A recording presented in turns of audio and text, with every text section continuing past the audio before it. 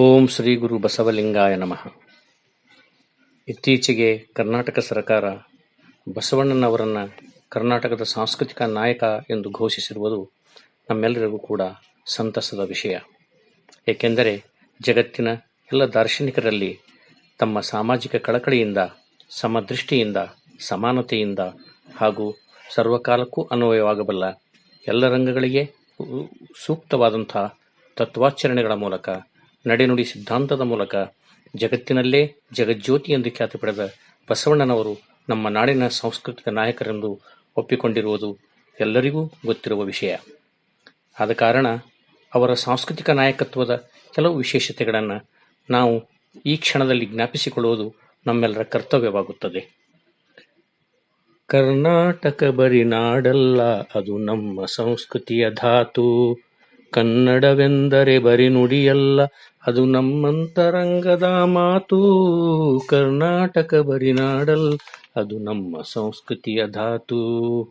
ಹೌದು, ಕರ್ನಾಟಕ ಸಾಹಿತ್ಯ, ಸಂಸ್ಕೃತಿ, ಸಂಗೀತ, ಕಲೆ, ಶಿಲ್ಪ ಸೌಂದರ್ಯ ಮತ್ತು ಸಹಕಾರ, ಸಹಬಾಳ್ವೆ, ಸರ್ವಧರ್ಮ ಸಮನ್ವಯದ, ಮಾನವೀಯತೆಯ ಸಂಬಂಧಗಳ ಉದಾರ ಚರಿತ್ರೆಯುಳ್ಳ ನಾಗರಿಕರ ನೆಲೆವೀಡು. ಕನ್ನಡ ಮಾತನಾಡುವ ಜನರೆಲ್ಲೇ ಇರಲಿ, ಸಕಲರಲ್ಲೂ ಶಿವನನ್ನು ಕಾಣುವ ವಿಶಾಲ ಮನೋಭಾವದ, ಎಲ್ಲರಲ್ಲಿರುವ ಒಳ್ಳೆಯತನವನ್ನು ಒಪ್ಪಿಕೊಳ್ಳುವ ಸೀಮಾತೀತವಾದ ನಾಡು. ಕರ್ನಾಟಕ ತನ್ನ ವಿಶೇಷ ಸಂಸ್ಕೃತಿಯ ಮೂಲಕ ಭಾರತದಲ್ಲಿ ವಿಶೇಷ ಸ್ಥಾನವನ್ನು ಪಡೆದುಕೊಂಡಿದೆ. ಭಾರತ ಜನನಿಯ ತನುಜಾತಿಯಾಗಿ ಸಮತೆ, ಸಮದರ್ಶನ ಭಾರತೀಯರ ಧರ್ಮ ಜೀವನದ ಅಡಿಗಲ್ಲು. ಎಲ್ಲರೂ ಸಮಾನರು, ಎಲ್ಲ ಮತಗಳು ಸತ್ಯದೆಡೆಗೆ ಕೊಂಡೊಯ್ಯುವ ವಿವಿಧ ಪಥಗಳು. ಸರ್ವಧರ್ಮ ಸಮನ್ವತೆಯಿಂದ, ಸಹೋದರ ಭಾವದಿಂದ ಕೂಡಿ ಬಾಳುವ ಐಕ್ಯ ಮತದಿ ಬುದ್ಧಿ ಹೊಂದಿದ ಕನ್ನಡಿಗರದು. ಆದರೆ ತತ್ವದ ಅನುಷ್ಠಾನದಲ್ಲಿ ಒದಗಿ ಬಂದ ವಿಷಮತೆಗಳನ್ನು ತಮ್ಮ ವಿಚಾರಧಾರೆ, ತತ್ವ ಪ್ರಣಾಳಿಕೆಯಿಂದ ನಿವಾರಿಸಿ ಸಕಲ ಜೀವಾತ್ಮರ ಲೇಸಿಗೆ ದುಡಿವ, ಮಿಡಿವ, ತುಡಿವ ಮಾನವೀಯತೆಯ ದಯಾಮೂಲ ಧರ್ಮಸ್ಥಾಪಕ, ಇಷ್ಟಲಿಂಗ ಜನಕ, ಶರಣ ಸಂಸ್ಕೃತಿಯ ರೂವಾರಿ ವಿಶ್ವಗುರು ಬಸವೇಶ್ವರರಿಂದ ಕರ್ನಾಟಕ ಅನುಭವ ಮಂಟಪ ಸಂಸ್ಕೃತಿಯ ಕಾರಣ ವಿಶ್ವಕ್ಕೆ ಮಾದರಿ ಕಲ್ಯಾಣ ರಾಜ್ಯ ಪ್ರಣಾಳಿಕೆಯಾಗಿದೆ. ಆ ಕಾರಣಕ್ಕೆ ಅಲ್ಲವೇ ಅವರನ್ನು ನಾವೆಲ್ಲ ಇಂದು ಹೃದಯಪೂರ್ವಕವಾಗಿ ನಮ್ಮ ಸಾಂಸ್ಕೃತಿಕ ನಾಯಕರೆಂದು ಒಪ್ಪಿಕೊಂಡಿರುವುದು. ಸಂಸ್ಕೃತಿ ಎಂದರೆ ಮನುಷ್ಯ ತನ್ನನ್ನು ತಾನು ಉತ್ತಮಗೊಳಿಸಿಕೊಳ್ಳಲು ನಡೆಸುವ ಪ್ರಯತ್ನದ ಪರಿಣಾಮ. ಅದು ಅಂತರಂಗದ ಪರಿಷ್ಕಾರವನ್ನು ಕುರಿತದ್ದು. ಸಮ್ಯಕ್ ಕರಣ, ಸಮ್ಯಕ್ ಕೃತಿ ಸಂಸ್ಕೃತಿ. ಅದರ ಗುಣಲಕ್ಷಣಗಳು ಸ್ವಧರ್ಮನಿಷ್ಠೆ, ಪರಧರ್ಮ ಸಹನೆ, ವಿರೋಧ ಗುಣಗಳ ಹೊಂದಾಣಿಕೆ, ಸ್ವದೇಶಾಭಿಮಾನ, ಲೋಕ ಕಲ್ಯಾಣ ಸಾಧನೆ, ಜ್ಞಾನಶಕ್ತಿ, ಕಾಯಕನಿಷ್ಠೆ. ಮಾನವನನ್ನು ಪೂರ್ಣ ಸ್ವಾತಂತ್ರ್ಯದೆಡೆಗೆ ಕೊಂಡೊಯ್ಯುವ ಕಲಾ ಪ್ರಕಾರಗಳ, ಪ್ರೇಮಾಲೋಚನ ನೀತಿಗಳ ಮೊತ್ತವೇ ಸಂಸ್ಕೃತಿ. ಪರಿಸರ, ಸಂಸರ್ಗ, ವೈಯಕ್ತಿಕ ಧರ್ಮಸತ್ವ, ಆಸಕ್ತಿ, ಅಭಿರುಚಿ, ನಿಷ್ಠೆ, ಶ್ರದ್ಧೆ, ಆಲೋಚನೆ, ಅನುಭಾವಾದಿ ಸಂಸ್ಕಾರಗಳು ಸಂಸ್ಕೃತಿ ರೂಪುವಲ್ಲಿ ನೆರವಾಗುತ್ತವೆ. ಸಂಸ್ಕೃತಿ ಸದಾ ಚಲನಶೀಲವಾದುದು. ಜೀವಂತ ಭಾಷೆಗೂ ಚೈತನ್ಯಮಯಿಯಾದ ಸಂಸ್ಕೃತಿಗೂ ಹೊಕ್ಕಳಬಳ್ಳಿಯ ಸಂಬಂಧವಿದೆ.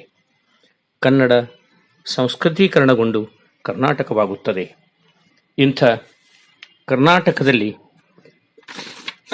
ಬಸವಣ್ಣನವರು ಕೈಗೊಂಡ ಬಹುಮುಖ ಕ್ರಾಂತಿಯ ಪರಿಣಾಮವಾಗಿ ನಮ್ಮ ನಾಡಿನ ಜನಮಾನಸದಲ್ಲಿ ಮೂಡಿಬಂದ ಎಲ್ಲ ಒಳ್ಳೆಯ ನಡೆ, ನುಡಿ, ಆಚರಣೆ, ಕಲೆ, ಸಂಗೀತ, ಸಂಸ್ಕೃತಿ ಮುಂತಾದವುಗಳ ವಿಕಸನ ಆಂತರಂಗಿಕವಾಗಿ ಅದ್ಭುತವಾಗಿ ಬೆಳೆದು ಬಂದದ್ದು ಕಂಡುಬರುತ್ತದೆ. ಅದಕ್ಕೆ ಅಲ್ಲವೇ ಜನಪದರು ಬಸವ ಸಾರಿದನಂದು ಕುಶಲದಿಲಿ ವಚನಗಳ ಮುಸುಕಿರಳು ಹರಿದು ನಸುಕಾತು ಜಗದೊಳಗೆ ಹೊಸ ಮತದ ಸೂರ್ಯನುದಯಿಸಿದನು ಎಂದಿದ್ದಾರೆ. ವಚನ ಸಾಹಿತ್ಯವು ತನ್ನ ಅನನ್ಯ ಸಾಮಾಜಿಕ ಕಳಕಳಿಯಿಂದ ಮನುಷ್ಯ ಕೇಂದ್ರಿತ ನೆಲೆಯಲ್ಲಿ ರಚಿತವಾಗಿ ಮಾನವನ ಸರ್ವತೋಮುಖ ವಿಕಸನದತ್ತ ತನ್ನ ಗಮನ ಕೇಂದ್ರೀಕರಿಸಿದೆ. ಸಮಾಜದಲ್ಲಿ ಎಲ್ಲರೊಡಗೂಡಿ ಬಾಳಬೇಕಾದ ಜೀವಿ ಅನುಸರಿಸಬೇಕಾದ ನಡೆನುಡಿ ಸಿದ್ಧಾಂತ ಮತ್ತು ಅಂತರಂಗ ಶುದ್ಧಿಯ ವಿಚಾರಧಾರೆಯನ್ನು ಒಳಗೊಂಡಿದೆ. ಅಂತರಂಗ ಬಹಿರಂಗ ಶುದ್ಧಿಯ ಮುಖೇನ ಸಾಧಿಸಬೇಕಾದ ಅನುಭವ ಸಿದ್ಧಿಯ ಮಾರ್ಗದರ್ಶನ ವಚನಗಳಲ್ಲಿದೆ. ಮಾನವನ ಜೀವನದ ವಿವಿಧ ಆಯಾಮಗಳನ್ನು ಪ್ರಭಾವಿಸಿ ಸಾಮಾಜಿಕ ವಿಘಟನೆಗೆ ಪರಿಹಾರ ಸೂಚಿಸಲು ಬೆಳಕಿನ ಕಿರಣಗಳೇ ವಚನಗಳಾಗಿವೆ. ಅದಕ್ಕಾಗಿಯೇ ಆವ ಸ್ಥಳವ ಸಾಧಿಸಿ ಅಂದು ನಿಂತರೂ ಭಾವಶುದ್ಧಾತ್ಮಕವಾಗಿ ವೇದಿಸುವುದೊಂದೇ ವಸ್ತು. ಅದು ಭಕ್ತಿಯ ಬೇರು, ಅದು ಶ್ರದ್ಧೆಯ ಶಾಖೆ, ಅದು ವಿಶ್ವಾಸದ ಫಲ, ನಿಜತತ್ವದ ರಸ, ಸ್ವಯದ ಸ್ವಾದು. ಅದು ಸಂಗನ ಬಸವಣ್ಣನಿಂದ ಬಂದ ಬೆಳೆ ಬ್ರಹ್ಮೇಶ್ವರಲಿಂಗದಲ್ಲಿ ಐಕ್ಯವಾಗಿತ್ತು.